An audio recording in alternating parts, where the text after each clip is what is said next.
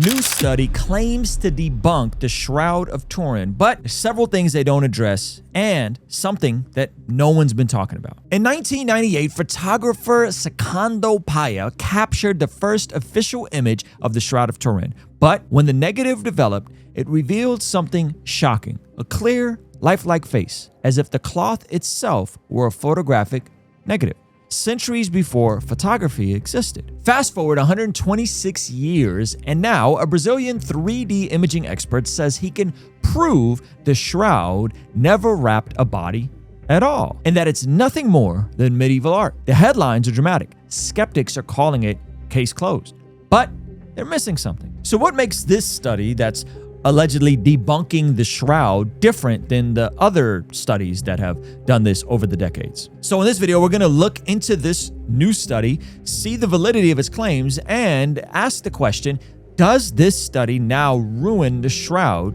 for everyone? But before we get into that, hey, if you're new here, let me know in the comment section. My name is Ruslan, and I actually came to the faith 25 years ago through the door of apologetics. I've since read tons of books about it and find topics like this very interesting, which is one of the reasons why I started this channel after transitioning from working at a church for 2 years and doing music professionally for 5 years. And this channel exists to encourage, empower, and inspire you to live a life that blesses God. If you enjoy this video, hit that subscribe button. And if you're not new here, hit that subscribe button, because we found out a huge percentage of you guys that watch regularly, unfortunately, are not subscribed. All right, let's jump into this video. Okay, so let me catch you up on what this new 3D study put together by Cesar Moraes actually did. So what he did is he created 2 3D renders with this cloth that he puts over them. One was a human body approximately 5 foot 11 inches, 33 years of age, and then one that's more of a flattened sculpture that was actually popular around the time in the medieval era where the Shroud of Turin initially became popular. So he takes 2 different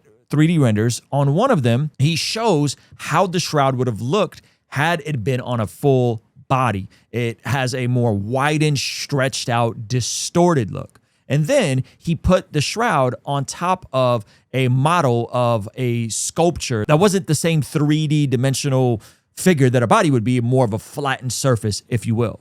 And so what you got was something that looked almost identical to the shroud versus something that would have been widened and stretched out. In this image to the left, this is what his render said the shroud would have looked like had it been an actual human body. But to the right is how the actual shroud looks, and this is on top of a flattened sculpture. So this 3D rendering ultimately leads him to conclude that the shroud more likely came from a medieval sculpture than from wrapping a corpse. And now the media is running with this entire idea that, hey, the case is closed, it's over with, there's no way that this could be from a body wrapped. And so his argument basically comes down to geometry, how the cloth drapes over a body versus how it would drape over a sculpture. But as scripture tells us, and if there was a situation that could be this verse, it is this entire shroud debacle. Proverbs 18:17 says, "The first to state his case seems right until another comes and cross-examines him." And goodness gracious, has this entire shroud thing not been cross-examined over and over and over again? So here's where the story starts to unravel, because geometry is only part of the shroud's mystery. And the problem with Moraes' entire approach is that he's starting with the presupposition that Jesus' resurrection is impossible. So though what he presented was interesting from a geometry standpoint, here are 5 counter pieces of evidence that unfortunately he doesn't deal with at all. Point number 1. There was no pigment, dye, or scorch marks according to the STURP 1978 findings. The image is superficial, only on the top fibers thinner than a human hair. Point number 2, the blood before the image. So what he doesn't deal with or engage with at all is the reality that there is human blood, specifically type AB, that appears on the cloth before the body image was formed.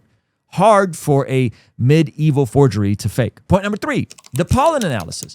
Middle Eastern pollen species were found on the shroud, including ones unique to the Jerusalem area, which Jesus came from. Point number 4, the Sodorium of Orvieto connection. A separate cloth, historically traced back to the 1st century as well, also has AB bloodstains matching the shroud. And point number 5, the carbon dating issues. The 1988 dating used a corner that was later shown to be a medieval repair patch, not the center original cloth. And in fact, in one of the more recent studies, when they went and grabbed a portion of the cloth that's more central, they found that it actually does go back 2,000 years ago. But here is where I think he ultimately falls short, is not dealing with the blood appearing before the photonegative is a big deal. But what about the idea of the photonegative in and of itself? So he created this model in a 3D render software, but he never deals with how this was able to get not just the blood marks, but the photonegative light that is on the actual shroud. No one has been able to explain this. So yes, in a computer software, you can simulate how a cloth would fold over a statue, but you can't explain how a medieval artist creates a perfect photonegative without any pigments centuries before cameras existed. Now, despite Moraes not engaging with any of the stuff that I laid out in this video and most folks who are into the shroud are familiar with, I'm going to do my best to put together a theory that could explain why he came to the conclusions he did in his 3D model. Now, I am not an expert on any of this stuff, but here's a theory. Okay, so again, not an expert, but here's something that we were just discussing. Moraes' software treats the linen like a uniform, as if it's modern fabric with consistent thickness and stiffness and drape. He thinks he's working with like Japanese salvage denim or something. Okay. Ancient hand-woven linen, especially if starched or aged, behaves differently. It may have held tension differently over a body, reducing the distortion his simulation predicts. Are you following me? Meaning that this digital linen isn't the same as a 1st century burial linen.